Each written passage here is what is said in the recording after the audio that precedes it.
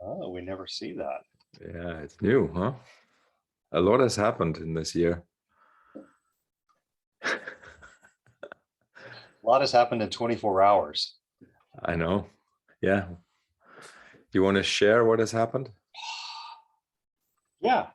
Um, you know, we both run little record labels, so it's royalty season. Mm-hmm. Fucking hell. I actually lost my mind last night in the middle of the royalties, juggling the XLML and the CVS statements and the royalties, and I made some mistakes, and I had to go back and redo everything last night. And I kind of like my brain didn't even. I had to stop because my brain wasn't working anymore. So I've been up early this morning and I fixed it all. Yours are fine. But holy shit. Yeah. So there's that. But I would say I'm in a little bit of a shock this morning because I watched the King Crimson documentary last night. Oh,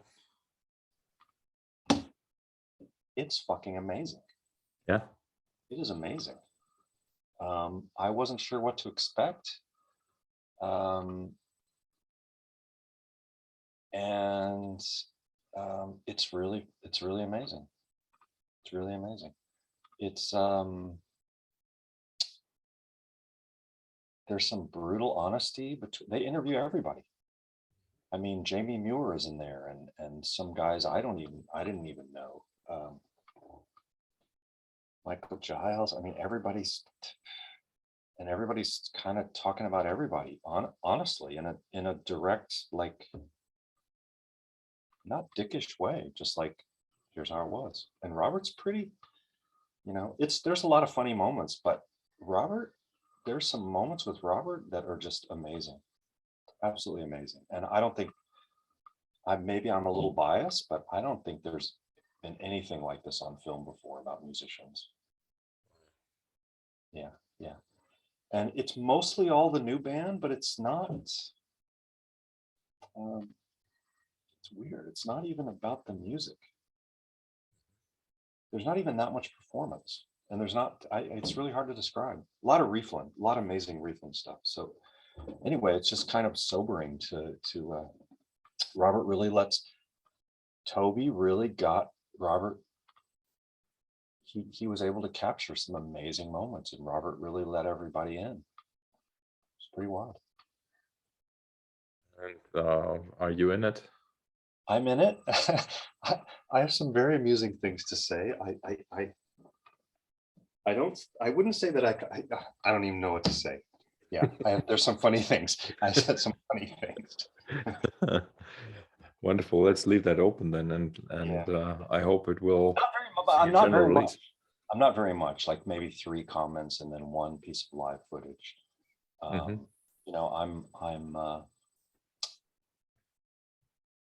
I'm going to watch it again and see what it's not about.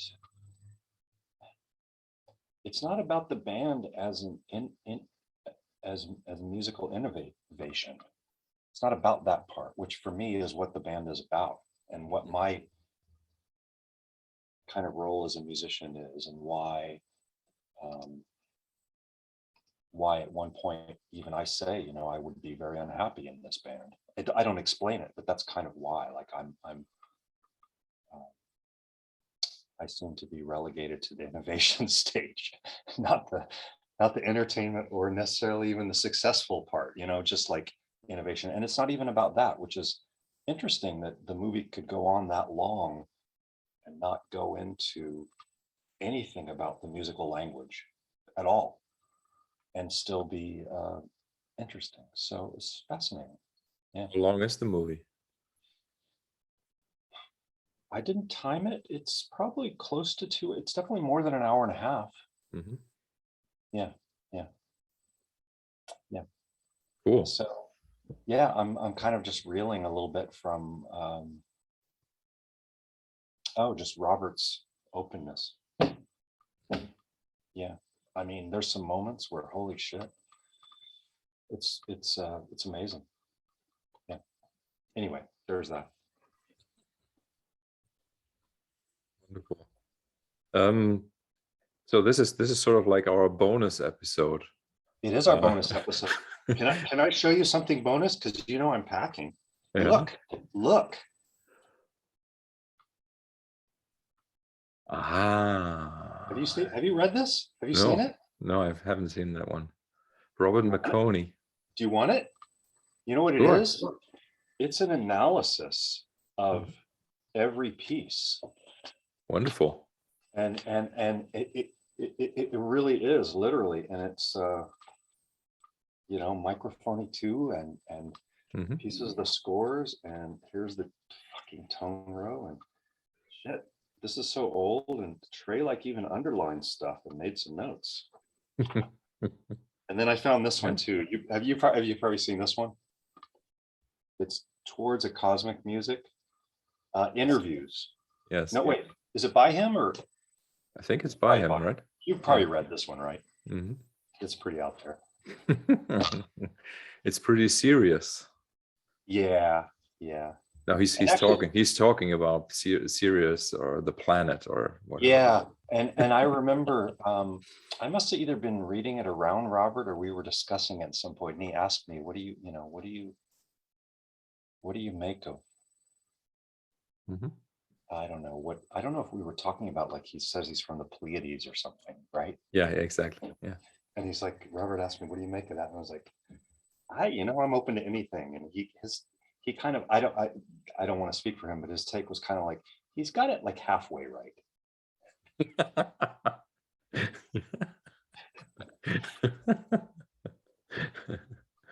Yeah. Hey, I had an idea. Well, at least as a starting point. So rather than seeing this, because this will be the last episode of the year as well. So rather than talking about the year per se, I would be interested in if you were up for it to talk with me about what I did with this podcast. Just sort of get some feedback on it. You mean in terms of how the conversation went? Yeah, I mean, but not just ours, just generally, I don't even know if you know what the background to this is, that I was doing these Living the Dream Zoom events last year, and then in early November, Sean Crowder contacted me, and he suggested, because I had suggested that I could teach him and we could make that a series on YouTube. And he said that he wanted to do that. And so we had a conversation to start that. And that conversation became the first episode of the podcast. Oh, so it wasn't going on before that? No, and it wasn't even, I didn't even know that I wanted to do a podcast. It was just. And is that 2021, started 2021? It was December 14th last year, so 2020, that the first episode was released. With him? With him, yeah. Conversation or lesson? A conversation. Okay. Yeah. And then I just went for it, because I had this idea to have a sort of talk show for a long time. Actually, I remember that even back in maybe 2008 or so, I was talking with Nick Birch, and that was before we could think about doing something like this live and using something like Zoom. And we were actually talking about having a real production, right? Doing a talk show together, Nick and I, and inviting people that we would like to talk to, and so the idea has been around for such a long time, and but what was kind of interesting for me is that this, which initially really and I know I'm that kind of guy. I'm so intuitive, could say, in things that I do, that I just start something like this, not knowing if I even want to do it or where it was going to go, or So and so that's why and that's why I said, if you have anything to say about that, obviously you are a big part of it, 10 episodes or 11 out of 70, right? Yeah. Yeah, And yeah, yeah. but still, like originally I wanted to do one episode per week, and it turned out to be more. And You did more than one a week? yeah. Oh shit, that's a lot of work. I mean, I guess you're not editing and stuff, No, but I'm not still, editing. Yeah, but so still. it is a lot of work, like all the putting, even just copy and pasting the text and stuff. That's what takes a lot of time, making sure the numbers are right and like stuff like that. But yeah, I mean, yeah, it's a lot of work, and I basically haven't made any money on it, which is not true. Because I think it's like the donations I got via Bandcamp are about 1,500 euros Right. through the year. So Connected. it's connected for 70 episodes. Right. So, and I was calculating that really something that would be appropriate just for the time we spend talking. So maybe like, even if there's no real production cost, something like maybe 250 euro or something would be great, just to have your time paid to do this, right? And then realizing that that's like, and it's kind of like a general theme also with music, as we know, like even to make back that minimum amount that would make any sense is impossible. And yeah. And so, but anyway, like, I did this anyway, and I think it was very very inspirational, and kind of like brought me it was kind of like therapeutic for me as well, to have people to talk to, and to Oh, you mean just because the of because conversation part. the conversation part, because it was just the fact to because most of the time, like, with, even though there is no real lockdown anymore, like everything has become so closed and small in a way. And you and I both, we are used to traveling the world and meeting people, and like, I started realizing how important touring actually was for me, not so much maybe for playing the shows, but for the social aspect of things that were happening around the shows, right? And new impressions. Exactly. And so this has been so the recording the podcast has been a way to give me some new impressions, and also to hopefully connect with some of the old fans and friends that were watching these. But then, I mean, also, like, but also you can ask all the people that you can ask to talk to. Yes, exactly. For me, that would be the interesting thing, is that I would get to talk to. I would have a venue to have an excuse to talk to people. Yeah, exactly. But sort of like, there's also this kind of like substitute, because it's kind of like a performance that we're recording here, right? So it's a little bit like doing an improv, and then people watch it, right? There's a little bit of that as well. And so there's like, it's like a substitute for creating in front of an audience.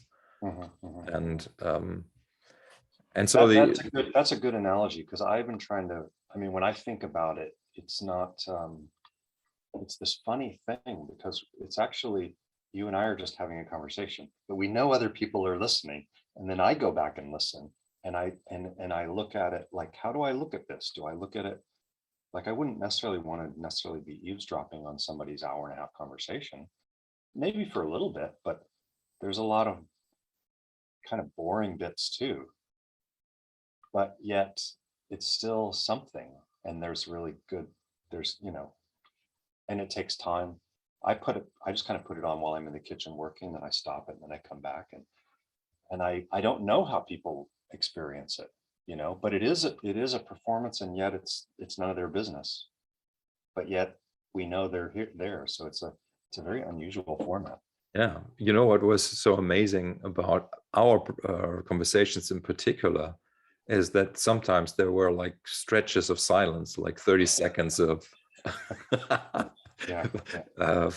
really, really fantastic. And it's great that we can do this, but then like coming like to the reality of this as well is seeing that the average duration that people spend on a video is 5 minutes on And a that's, on a yeah, 120 minutes. yeah, yeah, yeah. You know, and I wonder which 5 minutes they go for. the first, But it this is the true. You average. know, I've done a few interviews lately. And the last one with Finbar, which is it's actually really fun. And you know it's an interview. You know, but this doesn't feel like that. So No, it's a very yeah, different, it's a very yeah, different format. Yeah. yeah. I mean, you must have.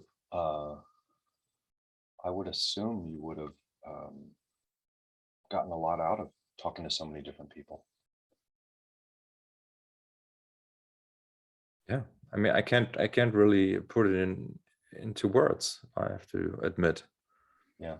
I guess what is like the biggest factor, that, you know, and again, like I don't have the words, so I have to explain what, like, just the fact that I have been putting myself out there so much, like being a private man, really, talking really like 99% of the time I was private, maybe like 1% professional, but I don't know. And I've always avoided that in my past. So really, like my big accomplishment for this year is to actually go, you know, to just go out there and make myself vulnerable. And there was actually one attack, let's say, Really? which I don't, yeah, which I'm not going to go into, but there was one attack that really hurt me.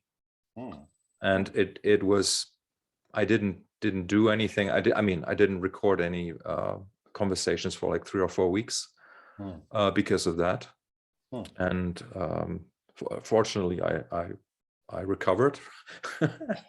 But I mean, that's probably not it's not something we're used to, but it's probably not a bad ratio, really. No, I don't think it's a bad ratio. But just to see how just this one not so friendly or not very well considered action did so much damage. And that but in turn, you know, like what it did show me, though, that what I was doing was really, it's a piece of performance art. It is not anything specific, and I go into these conversations not knowing what's gonna come out of them. And it was actually, wasn't it amazing? Like we started talking, and really, like this, like the all 10 episodes, or now 11 episodes, they kind of, it's just one long conversation, really. And it's kind of, it's a sort of luxury, you know, that we're allowing ourselves to have. And I think it's amazing, you know. It's funny, I've gone back and listened sometimes to the first one, not all the way through, but you can tell that we're like, because we thought we were only doing one, we were trying to get like, okay, well, we got to go here now, and we got to go here, and like, by the third or fourth one was like, God, fuck it, we'll just go wherever we go. But the first one's really, it's not, I wouldn't say there's a panic to it, but there's like a pressure in it, like, okay, let's see if we can cover everything. Okay, what's next? Yes. Yeah. And it's sort of like the discovery of a rediscovery of some kind of conversational culture, let's say, right? Yeah. And even though, like, when I was visiting you, that was like when we had the most time to have conversations, and even though we were sitting at the coffee place, you know, maybe for an hour or so, but really anything beyond that, like this long extended thing, that didn't even happen in person, right? No, it would. I don't think. Well, I mean, it doesn't in my life, because it's not. Well, there's so much technology everybody's interacting with, but also that this is, we set aside this thing and it's just this, right? There's nothing else here. Yeah. So it's a kind of a contained thing, which, it does make me, it's interesting you're saying this thing about being attacked. I don't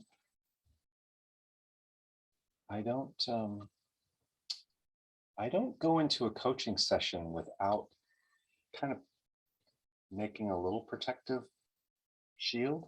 You know what I mean? Like you must know that from psycho work. Yeah. But I wouldn't think that you would have to do this here, but actually maybe you do a little. Not like not openness, but just like that sucks that somebody would catch you off guard attacking you. If you were ready for it, it would be different, right? Is that? Yeah, but yeah, and usually I am ready. I have some sort of, but the purpose of these conversations is the opposite. Is the opposite, to not to have it and to assume the goodwill from the other side, like from you and also from the yeah. And I mean, I'm not forcing anybody to listen to these, right? So no, yeah, exactly. And yeah. I'm just curious, not any details, but did you cut it off or did you try to? It was just, yeah, I mean, it was really just not paying attention anymore to a certain person. Okay. But I mean, did you cut the talk off right then, or did you try to? No, it was not a talk. Oh, okay. It was not a talk. So it wasn't. But just the fact that basically anybody who would really have listened to what I'm doing here wouldn't have made that argument. And that was what was kind of like difficult for me to realize, because I kind of knew that may happen. But anyway, like I'm over it. And I think, the great advantage of our times is that I can keep doing this, even if, and especially like I have to say that it's not successful by the numbers, right? And that's kind of, that's okay, for me, at least for this year, that was okay. For the past year, for the new year, I have to think about it, like how much time can I really spend on doing this, and but there you go. I mean, I think one of the conflicts is the more you do it, the more it's available thing, but then the more time it takes and the more resources it takes. So if you only did it 4 times a year, that might be the right balance for you, but it's not maybe enough for the world to notice that it's happening. Don't you think that's kind of, that's kind of like, it's kind of like a general conflict for musicians in general, like how much to put out. Yeah. One thing a year. I mean, I technically haven't put out a solo record for a long time, but that's not a great strategy, really. If that's the only thing you're doing, you kind of need to. People who are making the most noise are getting the most attention, really. Yeah, but I think that's only partially true, though. Like our friend Anil Prasad keeps saying that musicians are putting out too much stuff, and he's right. Yeah, he's right, yeah. And he's saying it from the perspective of not the musician, right? Which is I totally understand it. From the perspective of the musician, though, the fact that the business is so broken kind of has an advantage, that you can actually get more active or more proactive in doing the things you really want to do. Nobody's going to stop you. Yes. That also means, because the system is already broken, there's very little chance of like making any money back. And so then the question is like, why do I then even have to make sure I'm not putting out 2 records at the same time. Like there's no point, even though like what Anil says is correct if you have like some sort of marketing machinery behind you. But for people like me, there's no like I'm basically kind of like I don't know how to say it, but it's sort of like putting that stuff out there almost into some sort of void where like I can't really see much further than this far, right? I don't know what is happening behind my field of vision, right? Or it's because it's more than like vision is just like as a metaphor, but like I really don't know. Like it was interesting when I was on Facebook, I was asking people like, who would you like to see on the podcast? Like who should I talk to? And they gave me lists of people, and then like there were some people in there where I kind of had the feeling it doesn't even make sense to try to contact them because like what like Phil Collins. but then somebody said somebody's answer was, yeah, but you're Markus Reuter. So I kind of like assuming something about myself that I don't know, and I find that interesting. But at the same time, I was trying.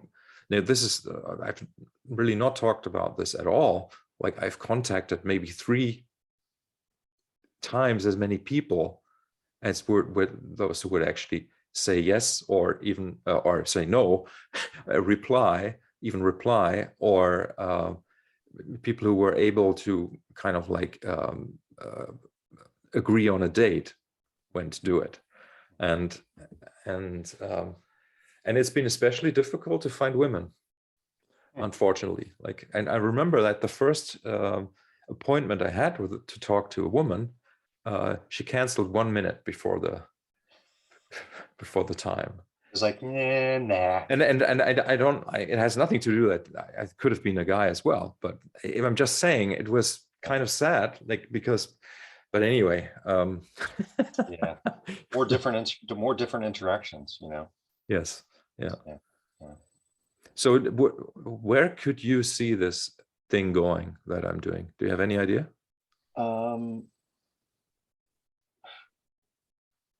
Well, I mean, obviously there's an unlimited source of musicians, obviously. Yeah, I mean, I guess you could, and you're just asking me about you, not necessarily us, I'm guessing. Yeah, just me for now. Yeah. I mean, I guess you could, I guess it's possible to think about like a short series on a topic or an area, and you actually talk with specific people about that specific thing. That could be really broad or very specific or non-musical or whatnot. I mean, I would think it would be, I mean, it is interesting when you talk with people, like, I haven't watched that many of yours, but like, I mean, I know Alex Makachek, but you guys are, it's interesting. It's an obvious thing when you talk with people who you understand each other musically. Yeah. But it could be interesting if you didn't. Yeah. And I don't know if you've done those or no, I've tried, let's say, right? Like, but then it's like the whole idea for me was, okay, I want to talk to you. Do you want to talk to me? And if that's agreed upon, like, then let's do it, right? And it was with some people that wasn't possible because maybe they don't know me or they don't know what I stand for or whatever. Also, it was never really just meant to be about music or musicians. That's just a side effect of me being a musician and like people I've met in the past 30 years, right? And since, like I said, it has been an opportunity to talk to people that I haven't talked to in a long time. are people that I know that I have never really talked to, where like I've been missing background information, and in that regard, it was really wonderfully successful, as you say. Like that's what I got out of it, to really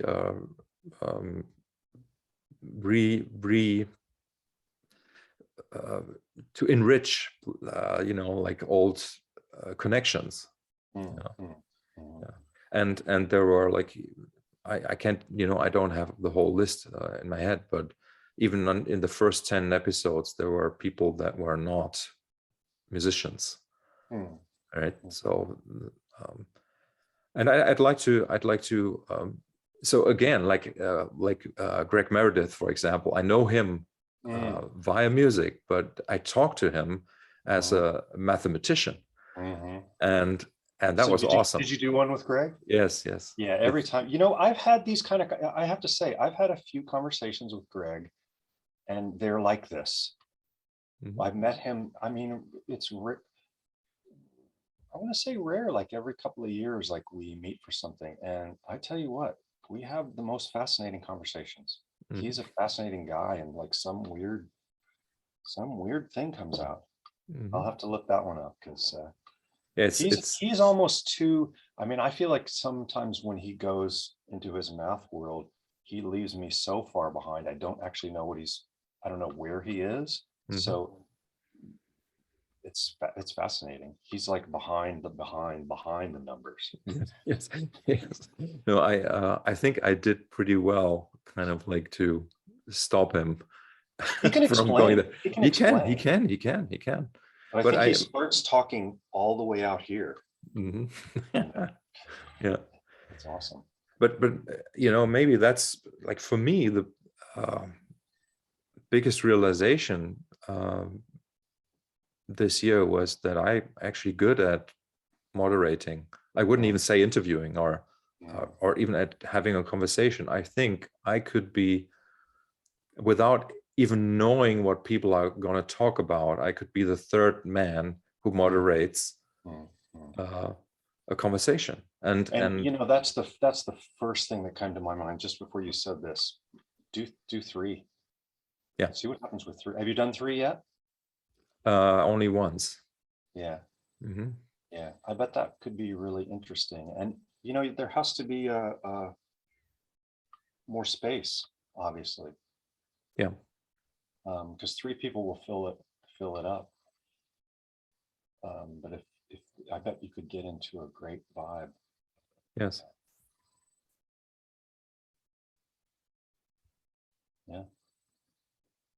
Yeah. What a year. Yeah. Maybe you should moderate the next presidential debate. Who the fuck is this Markus German guy? The fuck is he doing?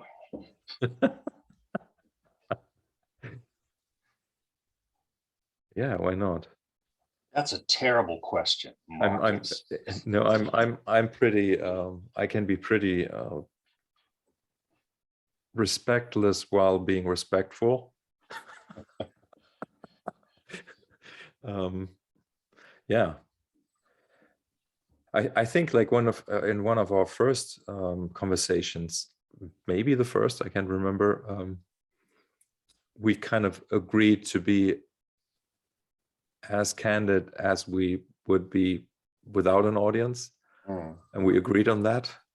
And sometimes I forget and I catch myself. I think, is this okay? I don't have my guard up anymore. And I was like, oh, okay, I guess that's what we're doing. Yeah. Sometimes I think, oh, well, maybe nobody will listen to this part. Yes. Yeah, only few people will. And I think kind of what it's really like me. It's really like making music, I think. Like those, like who has listened to all the Project 2 live performance, right? Who has? Like a handful of people, or maybe 50, I don't know. Not me. And so you always have some like specialists, and And that was kind of like even the foundation of our conversations, that I knew so much about your Yeah. musical life. Yeah. More than I thought you did, and even more than some of the things that I remember. Hmm. Yeah. Yeah. Yeah. You know, changing the subject just a little bit, just because Yeah. it occurs to me, this making music thing, and this is like it, and people are watching it. Hmm. Yeah, I started watching some of this Peter Jackson Beatles documentary. Have you seen any of that? No, it's not available here, I think. It is, again, it's a document that there is no record of anything like this before. Hmm. And it's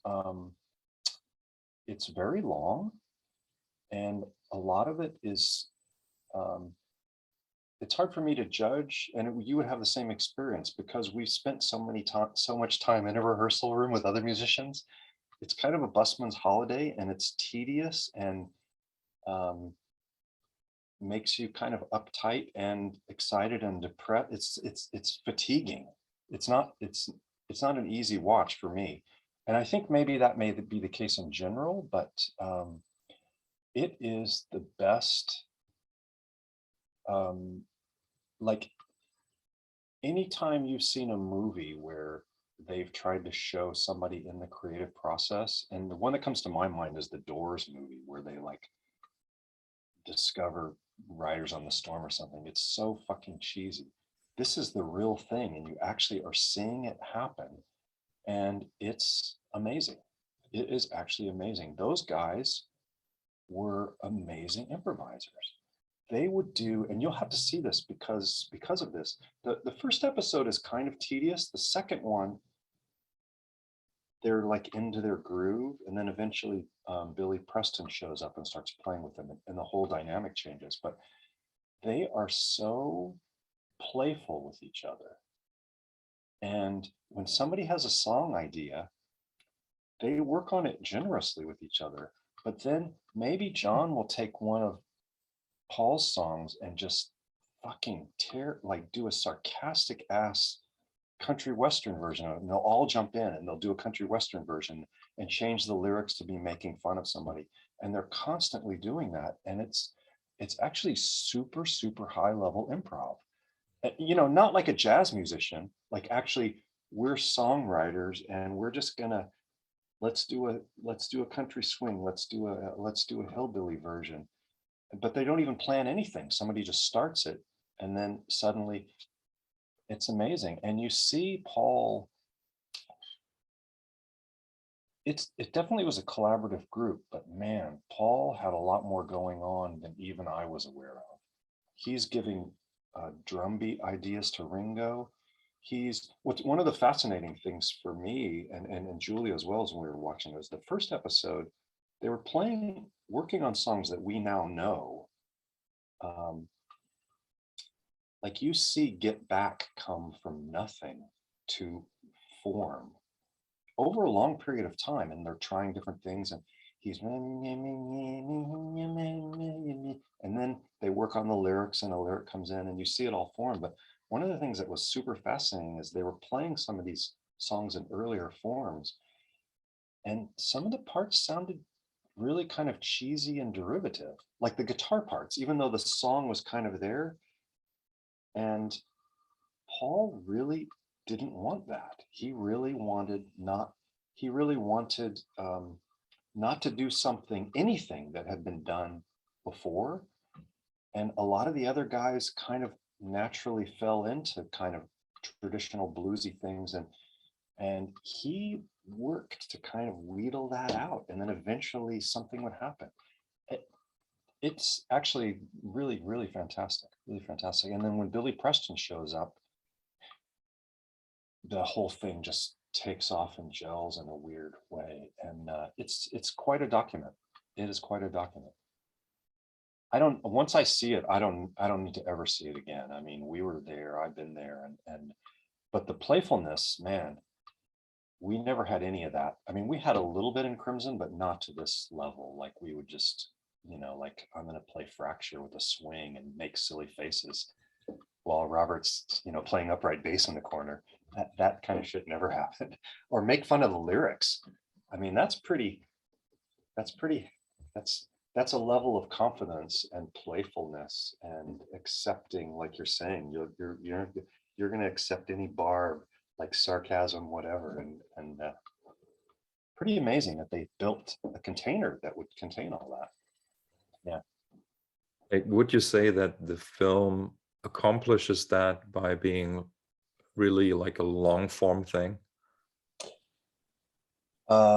Yeah, I mean, Yeah, it's very definitely. long. It's Yeah. like the first episode is 2.5 hours, and there's Mhm. 3 of these. Mhm. And um, at some point they're going to go to the concert, but you also see like all the management and all how the decision.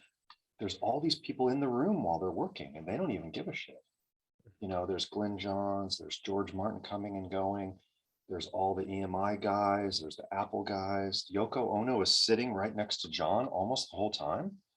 Linda's coming in and taking pictures, and yeah, you know the film Let It Be was made from this 150 hours, and it definitely told a particular story, and not a very good version of the story, because you can see that um, these guys just totally loved working with each other, and Let It Be presents not that. Yeah, so I don't know how you'd show the evolution of Get Back. Like they don't know it's Get Back before we do. When he's just playing that, do, do, do, do, do, and then, we're like, oh, that's Get Back, and they're still like 2 weeks away from getting. And it is long form, but the whole thing takes place in about 2 or 3 weeks. They wrote all the material and recorded it, and really interesting.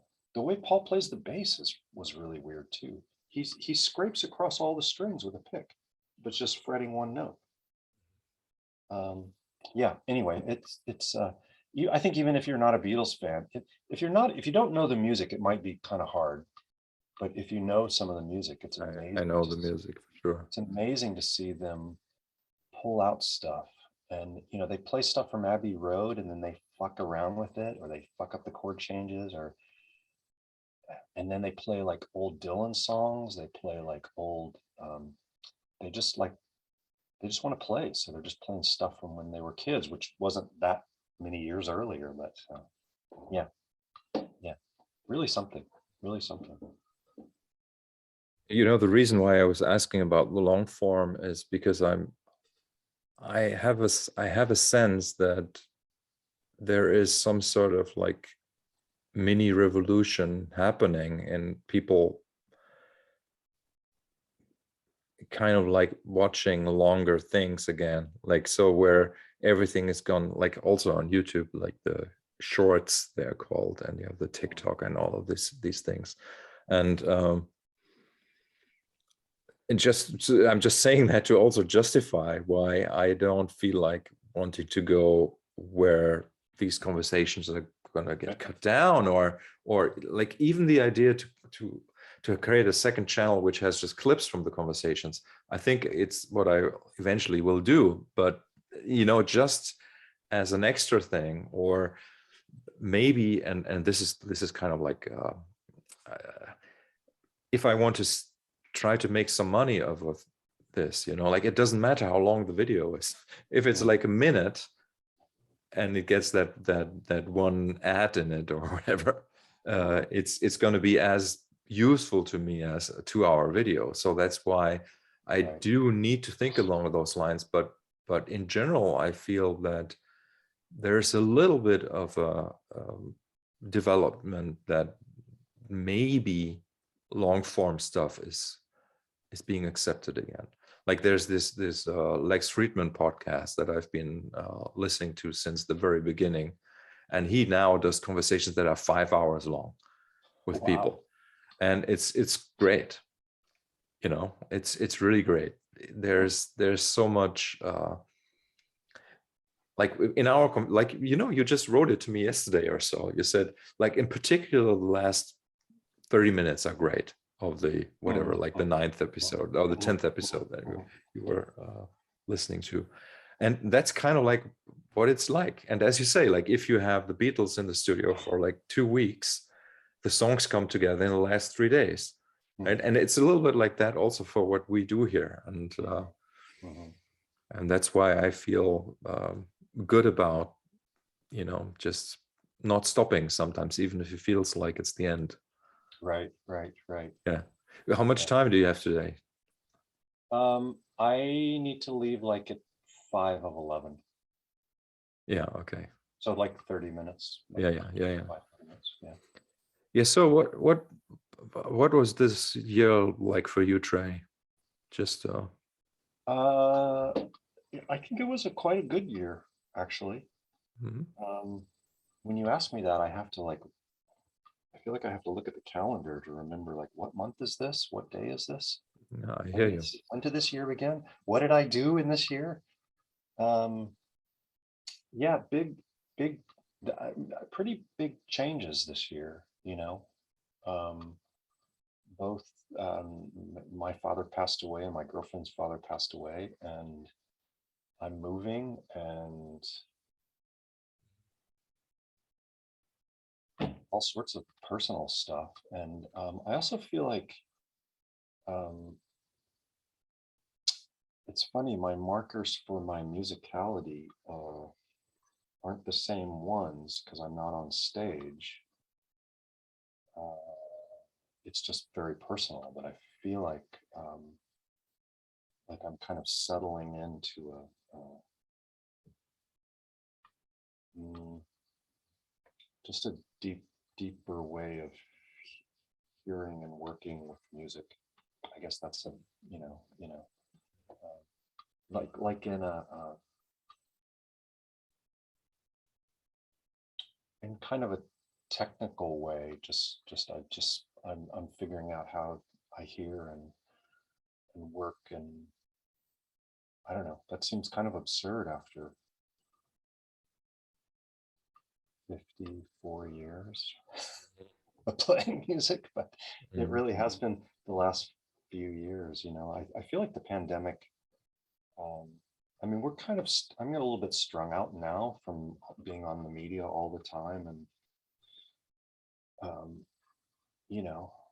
thankfully I have jujitsu, man. If I wasn't doing jujitsu, I don't know what I might be living in a trailer or in the park down the street. But I feel like just all the kind of years of just working is kind of the last 5 or 6 years. It feels like it's not like it's paying off, but it's just solidifying this year. Yeah. Yeah, I would say that this year, even though I didn't play that much, and this is like one of the few years where I didn't really practice, like maybe Mhm. first couple of months of the year where I was still practicing. But I have really only now like realized how much of a like and I don't have the word. I don't know what it is, like a master or whatever I've become with the manipulation of the musical material, like Mhm. in improvisation or even in playing written pieces. And it's so interesting that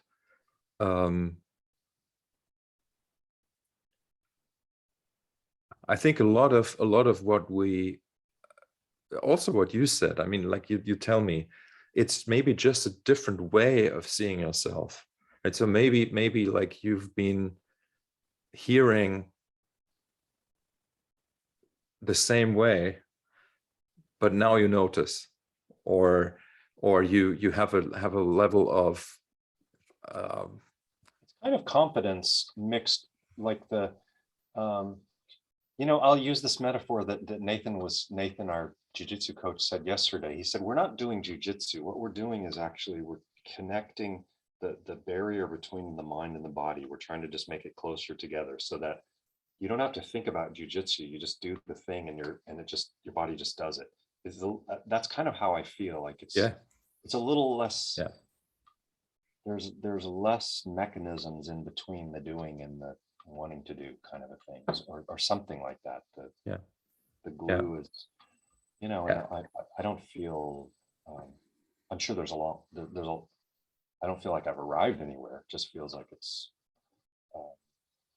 it feels like it's been a struggle for many years, and now some things feel a little bit easier, which is, it's hard to know whether it's confidence or just more experience, or actually something is kind of just built together between the hands and the ears, and taste, knowing what your taste is it makes second guessing a whole, not even an issue really. If you have I don't even know if it's confidence in your taste. It's just knowing what your taste is. And It sounds like, it actually sounds like a very abstract conversation we're having right now, but I think we know what we're talking about. no, I think it's like I just talked about that with a student just a couple hours ago, where like it's sort of almost kind of like a bizarre process where you kind of you practice, let's say, to become aware of something, and that awareness is like something that requires conscious, like you need to make it conscious. Mm-hmm. And then the act of making this thing conscious becomes automatic. Mm-hmm. And then sort of like, rather than that dropping back into the original subconscious, let's say, it sort of elevates the subconscious to incorporate a level of consciousness more.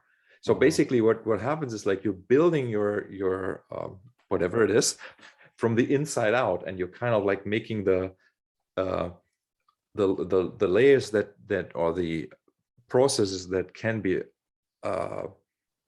automatic, right? You're kind of like including more and more within your subconscious. Mm-hmm. And that's sort of like what I meant, I guess, when I said like the mastery that I felt in me is like, I just don't need to think about pitches or rhythms or phrasing Right, or whatever right, anymore. I right. just play. Yeah. I just play. And what comes out is like how I choose pitches, how I phrase, how I play rhythms. Right, right, And right. Yeah. and I find it interesting because this this a little bit of an epiphany you could apply even when you're 12 years old. Right. But You don't need to be doing it no, for 50 years. no, Yeah. but it took me a long time, right? Hopefully, yeah, I don't know. Actually, the first part of what you were saying, I feel like that's what, if you want to say, what are human beings for? That's what they're for. Okay. That's what we're supposed to do. Mm-hmm.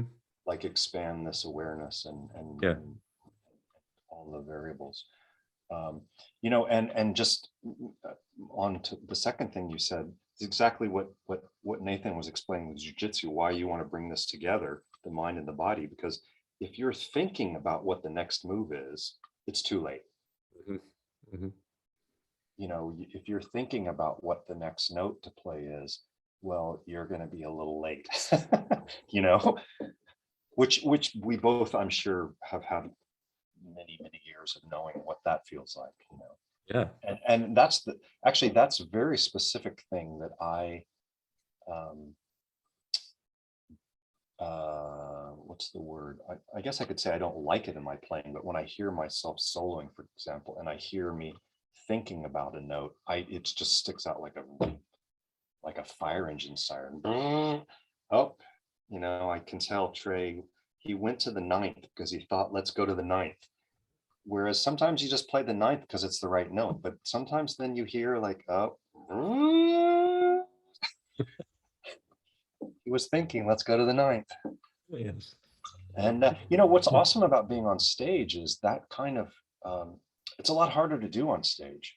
It's a lot easier to do it without thinking because you're kind of overwhelmed with especially like in the kind of improv stuff we've done where you're And maybe even more so if you've got somebody to interact with. I haven't done as much on my own on stage as you have, but I feel like on my own, I can actually start getting into that thinking space. But when there's somebody else or like two people, there's just no room there's just no time, and there's so much going on that it's a lot easier for me to kick over to, I'll just play something cool that goes with what you're doing. Yeah.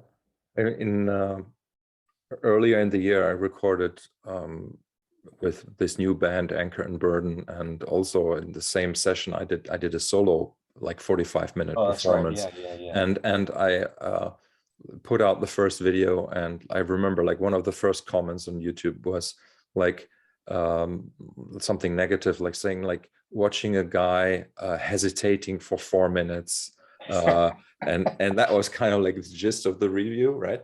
And I found it super interesting. I found it really interesting, like because you were leaving so much space, you mean? Yeah, because like in that case, I was actually composing, right? I was composing a piece of music, and it was what he or she, I can remember, felt was that the hesitation was actually the composition, right? That was like where the notes needed to go, right? So that sometimes I would kind of like listen, and maybe I want to play here. No, I did hesitate, right? It was sometimes like you hear it and then you miss the moment and things change, and then you have to respond when the moment is right. Yeah, exactly. So it's like really, if you're composing in real time and using loopers, obviously it is like playing with other people. But anyway, I found that really maybe they saw your 8-string guitar and they thought, come on, man. yeah, probably. what do you got that thing for? You're not even using it. Yeah, that's true. I'm guilty of that. Yeah. So you would say it was a good year for you overall? Yeah, it was a good year. Year. I guess it's almost over. Yeah, like 2 weeks, right? Yeah. It's yeah. I mean, for me, the year was great because I was forced to spend time with my daughter, more time. I thought you were going to say that. and like just like this basic stuff, like having to change her diapers, which may sound like a joke for some people because they don't, but for me I had to learn it. All right. And I had to have the opportunity to learn it. That was something that was like, as long as Jessica was not back at work, she didn't let me do it, right? Like I was there, but then I was responsible for taking her to daycare and dressing her, changing diapers, blah blah blah. And I have to say it was a great learning experience, and has given me sort of like I think it has contributed to that, what you called confidence in music, in making music. Like, because I realized I don't really need to worry so much anymore about these things that I have already learned, just from and so having this opportunity to spend time with my daughter, that's just the best thing, really. And at the same time, it was also pretty hard, because I was like this, let's just all like the workaholic side of me was really getting neglected, right? Well, you have to learn how to work in really short bits of time, I think, which is just because that's what you get, and then you get interrupted all the time. Yeah, exactly. And for me, it was and still is hard sometimes to kind of like there's this disorientation, which I guess it's also pretty much an effect of the COVID situation. Like, like when I was still touring with Pat and Tony, I knew I have to have like my maybe 2.5 tours, and I'm going to be okay, right? I can just do a little bit of teaching, and I'm going to be doing okay. but that has changed, and so there's like always, and this is also because I kind of like, and we talked about that, I come from a really like a working class background, so money has always been an issue, right? And but it's super interesting, like all of these how, and for you it's been like over 20 years, like with having a kid, but for me it's only 2 years. Just realizing how it kind of like starts rearranging me psychologically, it's pretty awesome. It's very hard, I have to say, and like sometimes I attribute it to my age, that is maybe harder for a 50-year-old than for a 30-year-old, but it probably is. But I kind of I mean, I was 37, but it probably is harder. But I have this feeling like younger people, they're not aware enough to get all the good shit that we're getting. They don't get it all, because they're like, imagine like trying to figure out where you fit in the world at the same time as raising a kid. At least okay, it's uncertain, but at least we kind of know, like, oh, I don't need to go, maybe I should, you know, man, I mean, my mom was 21. Fuck that. That's intense. So I feel like, yeah, man, wait till she's like 5 and 6. That's just awesome. That's awesome. Where they start just bringing you weird shit from the world that you didn't even know was around. And it's like garbled through their bizarre perspective. One time, I used to tell Harper, our kid, stories as a kid. And then one time we traveled to New Mexico to visit my mom. And she started telling me a story in the car on the airport, on the way to the airport. And it went through the airport, onto the first plane, next airport, through the next plane, rental car. It's like she's still going. And I, by the time we like stopped for gas, I was like, you know what? You gotta stop. You gotta stop now. It's been like 9 hours of this story. I just need like an hour to drive now. And it was awesome. The cloud people and this and that, and just all this crazy shit. Amazing. Yeah. Amazing. I can't wait to experience something like that. And it's fascinating to me to observe which my tendencies to try to sometimes, I don't know how to put it, like to stop her, let's say, in her activities, or to somewhat silence her, like it's and to realize that, and I learned that very, very quickly. I really don't want to do that. It's just like sort of like my habits, or like things that maybe get on my nerves from my perspective, like, but that your perspective now, or something that you noticed as a kid. Like, yeah, that's like I'm not entirely sure of yet, but I guess like that will unfold, somehow. But just realizing, like, no, I want her to be just the way she is, and like whenever I intervene, I'm kind of like I'm in the process already of learning to not intervene, which is great. Like it's like what I said, like when Devin Townsend was the first guy who asked me, like what is it like to have a daughter, and it was just like